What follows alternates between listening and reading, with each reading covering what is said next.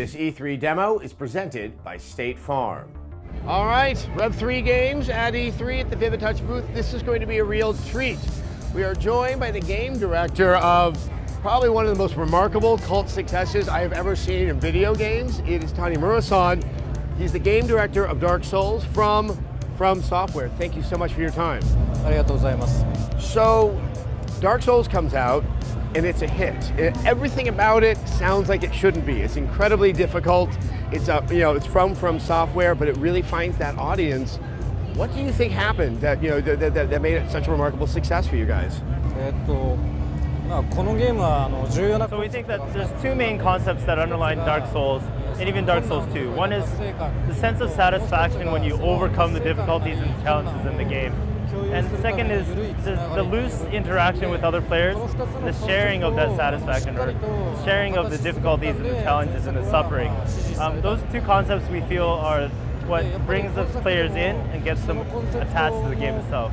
So we feel being able to fulfill both of those in the best way that we can will keep the players attached as much as possible. All right, so let's go ahead and roll the footage here.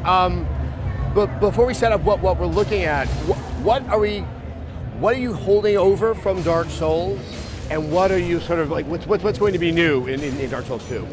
So one of the things that we've carried over from Dark Souls 1 into Dark Souls 2 is, first of all, going along the concepts, the loose connection with other players. That is something very important to the series, and we've obviously brought back things like the blood messaging, the blood stains, and the replays. Everything that players are used to seeing in Dark Souls 1 have been brought over to Dark Souls 2. Also the sense of satisfaction after overcoming the challenges. We've revisited the battle system a little bit, but in terms of the mechanics of how the battles work, we've carried that over too, so that players can get right into the gameplay. So there were some concerns a few months ago that somehow the game would become too accommodating of the player and it would lose its famous challenge. It sounds like you have every intent to make that player suffer as much as possible as he's playing it. Yes, absolutely. As players always want, and you can take a look at the E3 demo that we've shown you here today. Obviously it's going to be just as or even more challenging, and hopefully it will meet up to the expectations of the players there. And again, that's to make sure that everybody gets the fist-clenching reaction when they're able to overcome the challenges. So watching this video, the person who is playing it is actually quite good. For those that have dabbled in Dark Souls, and do you have any advice of how to sort of think and approach the game so that they can overcome at least a little bit of the challenges that are there? So a couple of words of advice I could probably give is, first of all, to pay attention, be aware of your surroundings. You're never always just up against an enemy. As long as you're aware of what's around you, take in the hints that you see in the environment. Just be aware and be cautious. Don't be too aggressive, and it'll help new players get over the challenges. And the second advice is try not to give up. You're going to face a lot of deaths, but don't let that hurt you. Keep trying new things, and keep challenging. Caution, caution, caution.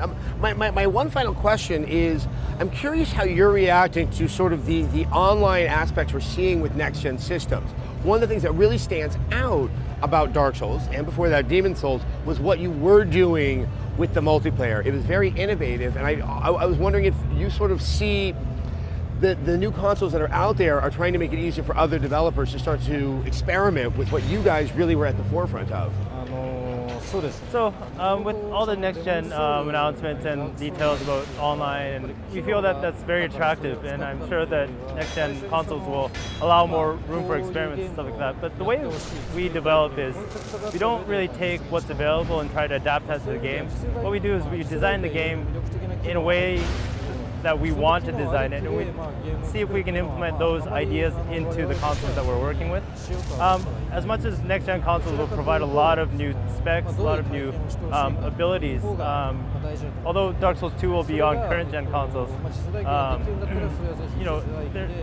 if new ideas for online space comes up, we will do our best to implement it, but not necessarily due to the specs that are available. Well, I gotta say, obviously Dark Souls 2 coming out on the Xbox 360 and the PS3. It's amazing a game can look like that on the current gen systems. Thank you so much for your time. It's always a pleasure. Thank you. Rev3 knows games and State Farm knows insurance.